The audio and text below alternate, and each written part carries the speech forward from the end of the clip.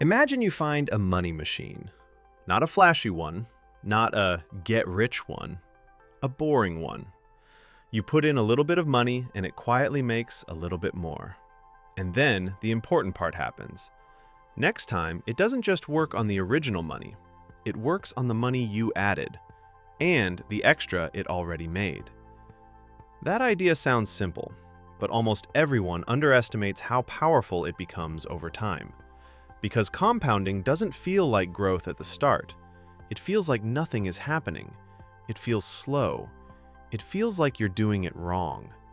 And that's why so many beginners quit right before it starts to matter. So here's the promise, right up front. In this video, you're going to understand compound growth so clearly that you'll never look at investing timelines the same way again. You'll understand why it feels stuck early on, why it speeds up later, and what you can do as a beginner to actually benefit from it, without needing predictions, stock picking, or constant checking. In a moment, I'm going to show you the one mental picture that makes compounding finally click.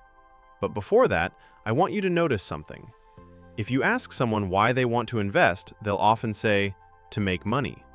That's not wrong, but it's not precise. The deeper reason is, they want their money to stop being only what they earned. They want it to start earning too. That's compounding. Not a trick, not a hack, just a simple mechanism that rewards time and consistency. And if you're a beginner, the most important thing isn't finding the best investment. It's understanding what makes compounding actually happen and what quietly interrupts it. In a moment, we'll build that from zero with simple examples you can picture. Before that, let me say this clearly. Compounding is not a feeling. It's a math pattern, and your brain is not naturally good at feeling math patterns. Your brain wants immediate feedback. Compounding often gives delayed feedback. So if you've ever looked at investing and thought, this seems pointless, you're not broken, you're normal. We're going to fix the mental picture. In a moment, I'll explain compounding in a way that feels like everyday life. But first, I want to make sure you don't miss the main idea. Compounding is what happens when your growth starts growing too. That's it. And once you really see that, you stop obsessing about short-term movement and you start caring about the one thing compounding needs most: time. So let's build the clearest understanding of compounding you've ever had. Quick framing because this matters. This is calm, educational finance content for beginners. No hype, no predictions, no stock tips, no promises. We're going to talk about one concept: how money quietly compounds over time. And when I say compound, I'm not talking about some special investment. I'm talking about a pattern that can show up in lots of places. It can show up in savings, it can show up in investing, it can show up in skills, it can even show up in relationships and habits. But today, we'll keep it focused: compounding money.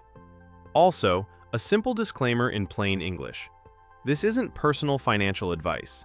It's a general explanation to help you understand how the mechanism works, so you can think more clearly about your own choices. Now here's why this video matters. Most beginners think investing success is mainly about being smart, or being early, or being brave. But a huge part of it is just understanding what game you're playing. If you think investing is a game of quick wins, you'll behave in one way. If you understand compounding, you'll behave in a completely different way. And those behaviors create completely different outcomes over time. In a moment, I'll show you the simplest definition of compound growth. But before that, I want to warn you about one trap. Compounding is often described in a way that makes it sound dramatic. That can create unrealistic expectations. So we're going to describe it in a way that's honest and calm. It starts slow. It often feels underwhelming early on. And then, later, it starts to feel unfair. Not because it becomes magic, but because time stacks. And once time stacks, the growth stacks too. In a moment, we'll walk through it step by step, like you're seeing it for the first time. Because that's what makes beginners actually stick with it. Here's the roadmap. 3 parts, simple. Part 1. What compounding actually is, in plain language. Not the textbook version, the version you can visualize. Part 2. why beginners misunderstand it, what people get wrong, what false beliefs show up, and why compounding can feel like it isn't working at the start. Part 3. How to set your behavior up as a beginner so compounding can do its job, without overcomplicating it and without turning investing into a stressful hobby. And throughout, I'm going to keep opening little loops for you because I want you to stay with me. For example, in a moment, I'll show you the 2 engines of compounding, because most people think there's only one. And before we finish, I'll show you what compounding looks like in real life over a realistic timeline, so you can stop guessing and start understanding the shape of the journey. Also, I want you to listen for a specific phrase in your own head. If you ever think, it's not worth it because it's only a small amount, this video is for you. Because compounding is not impressed by big dramatic starts. Compounding is impressed by consistency. In a moment, we'll begin with the core concept, the simplest way to define compound growth. But before that, here's the one sentence to hold on to. Compounding is what happens when you stop restarting at zero. And a lot of people restart at zero without realizing it. They interrupt, they pull out, they stop contributing, they react emotionally, they change direction constantly. So the mechanism never gets time to build. In a moment, I'll explain how the mechanism builds, like stacking layers. Before that, let's go to section A and build the concept from the ground up. Let's start with a simple picture. Imagine you plant a tiny seed. On day 1, nothing looks different. On day 2, nothing looks different. On day 10, still nothing. And then one day, you see a small green line, a tiny change. If you didn't understand how growth works, you might say, this plant doesn't work. But the growth was happening the whole time. You just couldn't see it yet. Compounding works like that. Early on, most of the growth is invisible because the base is small. Now, here's the simplest definition. Simple growth is when you earn on the original amount. Compound growth is when you earn on the original amount plus the earnings that have already happened. So it's not just money making money, it's money making money making money. That sounds like a tongue twister, but it's actually the key. Your growth becomes part of the thing that grows. Now, beginners often hear this and think the main engine is the investment return. But compounding usually has 2 engines, especially for normal people. Engine 1 is the growth itself. Engine 2 is your contributions. Your contributions are the money you keep adding over time. If you add regularly, you're not just waiting for compounding to happen. You're building the base it compounds on. In a moment, I'll show you why this matters emotionally. But before that, let's slow down even more. Picture a snowball. A tiny snowball can roll and pick up snow, but it doesn't look impressive. It's small. It picks up a little. But as it gets bigger, it picks up more snow with each roll. Not because the snow changed, because the snowball changed. That's compounding. The rate might be the same, but the base is bigger, so the results look bigger. Now, here's why this feels confusing. Your brain is wired to look for linear progress. Linear progress means you do something, you get the same amount of progress each time. Like walking. Every step moves you forward roughly the same distance. Compounding is not like walking. It's more like rolling downhill. The early rolls look boring. The later rolls look dramatic. So beginners think, I must be missing something. I must need a better strategy. I must need to do more. But what they often need is not more strategy. They need more time. Time is the ingredient.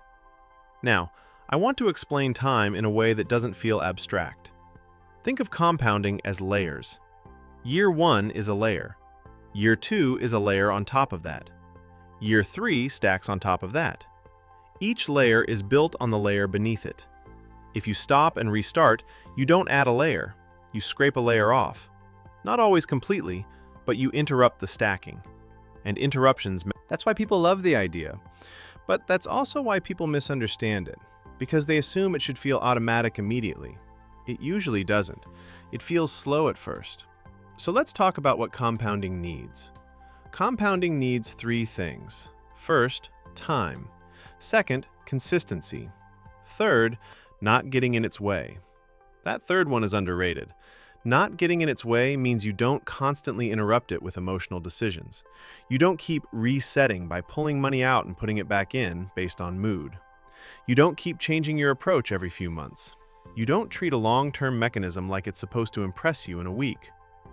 In a moment, I'll show you why this matters with a time-based picture. But before that, we should talk about the main beginner illusion. The beginner illusion is this. They think compounding is a straight line that slowly goes up, so they expect a calm, steady rise. But compounding usually looks more like a curve. It looks like a slow start, and then a faster middle, and then a stronger finish. Not always smoothly. Markets can move around, life can move around, but the overall pattern tends to be slow first, then more noticeable later. That means the early phase is mentally difficult, and if you don't understand that, you'll be tempted to quit early. Now, let's make it visual without charts. Imagine you're filling a bathtub with a small cup. The first few cups don't change much. The water line barely moves. It's easy to think, this isn't working. But if you keep going, the water line eventually becomes noticeable, and then it becomes obvious. The cup didn't change. The tub didn't change. Your patience did. That's the compounding phase that beginners struggle with. Now, in a moment, I'll give you a simple timeline example that shows exactly why the early phase feels boring. Before that, we need one more important concept. Compounding doesn't require you to be perfect. It requires you to be present, meaning you keep showing up. If your contributions are small, that's fine. If you miss a month, that's not the end. If your income changes, that's normal. The point is, you build a long-term relationship with the habit, because compounding is a long-term relationship. Now, let's go to the timeline. Imagine two people. Person 1 starts earlier with smaller contributions. Person 2 starts later with bigger contributions. It's not a competition, it's just a picture. The earlier starter gets more time for layering. The later starter can still do well, but often needs more intensity. The lesson is not panic. The lesson is, the easiest version of compounding is the one that starts sooner, even if it starts smaller, because the mechanism cares about time more than drama. In a moment, we'll expand all of this with realistic beginner scenarios and the exact misunderstandings people have. Before that, let's summarize Section A in a calm, simple way. Compounding is when your growth becomes part of what grows. It starts slow because the base is small. It becomes noticeable later because the base has stacked. And it works best when you give it time, repeat the habit, and avoid interrupting the stacking. Now let's make this feel real in your life. Let's talk about the misunderstandings, because this is where beginners usually get pulled off track. Misunderstanding 1. Compounding is only for people with lots of money. This is one of the biggest false beliefs. It's understandable because you see big numbers online and it feels distant. But the truth is, compounding is a pattern, not a privilege. A large amount makes the results look bigger sooner, but the mechanism is the same. If you start with a small amount, your job isn't to feel impressed early on. Your job is to build the habit and let the base build. In a moment, I'll show you what that base building phase looks like in real life. Before that, misunderstanding 2. Misunderstanding 2. If my balance isn't moving much, nothing is happening. This is the bathtub problem. Early on, even real growth looks small because it's growing from a small base. So a beginner checks often, sees tiny movement, and feels disappointed. Then they start chasing something that moves more. That's how compounding gets interrupted. A calmer approach is to measure the right thing. In the early years, the most important metric is not how impressive does it look. It's, am I adding consistently? Because in the early phase, your contributions are often doing most of the work. Which brings us to a key point. There are seasons of compounding. Season 1, contribution season. Your progress is mostly about adding. The growth is there, but it's not the main visible driver. Season 2, mixed season. Your contributions still matter, but growth becomes more noticeable. Season 3, growth season. Growth can start to become a larger part of the story. That's why older investors sometimes talk about it like it suddenly works. It didn't suddenly work, it finally became visible. Now, let's use two mental models to make this stick. Mental Model 1, the stacking bricks model. Every time you contribute, you place a brick. The wall is your base. Early on, the wall is short. It doesn't look impressive, but every brick makes the next brick more meaningful because you're building height. Compounding is like the wall starting to support more weight over time. If you stop placing bricks for long periods, the wall still exists, but it grows slower. If you tear the wall down and start again, you lose the structure. The goal is to keep stacking. Mental Model 2, the flywheel model. A flywheel is a heavy wheel used in machines. At the start, pushing it feels hard. It barely moves. But each push adds momentum. And once it has momentum, the same push moves it more. Compounding is like that. In the early stage, the wheel doesn't move much. That's where beginners feel foolish. But the point of the early stage is building momentum. Once momentum exists, the experience changes. Now let's do a time-based illustration because you need to feel the shape. Imagine you invest consistently for 10 years. No drama, no constant changes, just steady contributions. In year 1, you look at it and think, is that it? In year 2, you might think, still not much. In year 3, you start noticing that the base is bigger. Then, somewhere later, often many years in, you have a moment where you look and think, wait, that's actually grown. Not because you found something special, because time did what time does. This is why compounding is emotionally difficult early on. The benefits are backloaded, and humans tend to want front-loaded benefits. So the real skill as a beginner is not picking, it's patience. Now let's do the what this looks like in real life walkthrough. Picture a beginner who decides, I want to build long-term wealth slowly. They choose a simple routine. Every month, on a specific day, they contribute a set amount that they can afford. They don't treat it like an event. They treat it like brushing their teeth. They don't stare at it daily. They check occasionally. They keep living their life. At first, most of the balance growth comes from the contributions. It feels like, I'm building this myself. That's normal. Then later, they begin to notice that the growth itself becomes a bigger part of the monthly change, and the psychological shift happens. They stop seeing investing as saving. They start seeing it as building an engine. That's when people say, I finally get it. Not because the concept was hard, but because the experience finally matched the concept. Now, let's address another beginner fear. What if I start and the market drops? That can happen. And here's the calm truth. Short-term drops are part of the journey. Compounding is not smooth. It's not a straight line. The idea is not, it never goes down. The idea is, over long periods, productive assets have historically tended to grow, and compounding rewards staying invested. That's not a promise. That's a general pattern. And it's why time horizons matter. If you're investing money you might need soon, a drop feels like a disaster. So the beginner rule is simple. Use a long horizon for long-term investing money. Now, let's talk about the most common ways beginners interrupt compounding. One way is by constantly changing strategy. They start something, they see a different idea online, they switch. Then they see another idea, they switch again. This is like planting a seed, digging it up every week, and wondering why it doesn't grow. Compounding needs continuity. Another way is by checking too often. When you check daily, you teach your brain that today's movement is important. Then every small move feels like feedback. That makes you reactive. And reacting is how compounding gets disturbed. In a moment, I'll show you what to do instead in a simple beginner setup. Before that, one more misunderstanding. Misunderstanding 3. Compounding means I should take big risks early.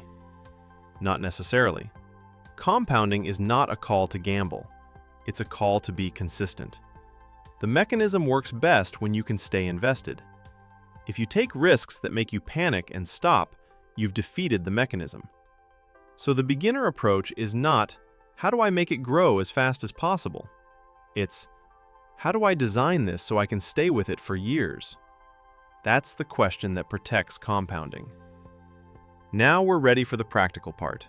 Because understanding compounding is one thing, setting your behavior up to benefit from it is the real skill. Let's make this practical, but still beginner-safe and principles-based. No platforms, no apps, no specific products, just behaviors. First behavior, choose the right time horizon. Ask, can I leave this money alone for years? If yes, it can be part of your long-term compounding plan. If no, it belongs somewhere designed for stability and access. This one decision prevents most beginner stress. Second behavior, build a contribution rhythm. Compounding loves rhythm. Weekly, monthly, or aligned with your pay schedule. The exact schedule doesn't matter as much as consistency, because consistency keeps the flywheel turning. And remember, early on, contributions are often the main driver, so don't judge the plan by whether the returns feel exciting in year one. Judge it by whether you're building the base. Third behavior, simplify decisions. Compounding is slowed down by constant decision-making. The more often you change direction, the more you interrupt the stacking. So create defaults. A default is what you do when you don't want to think about it. For a beginner, a calm default might be, I contribute on my day and I keep my approach broadly diversified. You don't need to be clever, you need to be stable. Fourth behavior, reduce the frequency of checking. This is more powerful than people realize. Checking often does not increase compounding, it increases emotion. Emotion creates action. Action creates interruption. So choose a checking schedule that matches your plan. If you contribute monthly, checking monthly is often enough. And when you check, you're not looking for excitement. You're checking that the system is still aligned with your life. Fifth behavior, protect the habit during life changes. Life changes are normal. Your income can change. Your expenses can change. Your priorities can change. Compounding doesn't require perfection. It requires continuation. So if you go through a tight period, you might reduce contributions.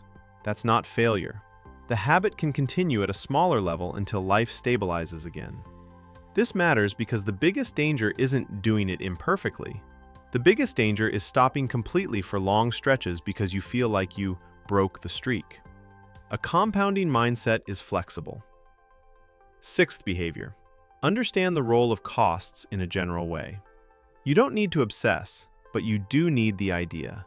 If compounding is a machine, then unnecessary friction slows it down. Any ongoing cost is like friction. Over long periods, friction matters. So the beginner principle is simple. Avoid unnecessary friction where you can, and focus on long-term consistency. No need to micromanage, just don't ignore it completely. Now, let's tie this into a simple, realistic routine. A beginner routine looks like this. You decide what amount you can invest consistently without stressing yourself. You pick a day. You contribute. You don't constantly change the plan. You check occasionally. You keep going. And here's the key emotional shift I want you to make. In the first few years, your main win is not, look how much it grew. Your main win is, I'm becoming the kind of person who compounds. Because that identity is what keeps you going long enough for compounding to become visible. In a moment, I'll summarize the whole thing in a calm closing and bridge you to the next video. But before that, let me give you one simple sentence to repeat to yourself when it feels slow. Compounding is quiet at the start because it's building the base. If you remember that, you won't panic in the early stage. You'll stay consistent. And consistency is the only thing compounding asks for. So here's what we did. We took compound growth out of the world of vague inspiration and put it into a simple, clear mental picture. Compounding is when your growth becomes part of what grows. It starts slow because the base is small. It becomes noticeable later because the base has stacked. And for most beginners, the early years are less about impressive growth and more about building the base through steady contributions and calm behavior. That's why people who benefit from compounding often look calm. They're not calm because they know the future. They're calm because they're not relying on the short term. They built a system that doesn't require daily decisions.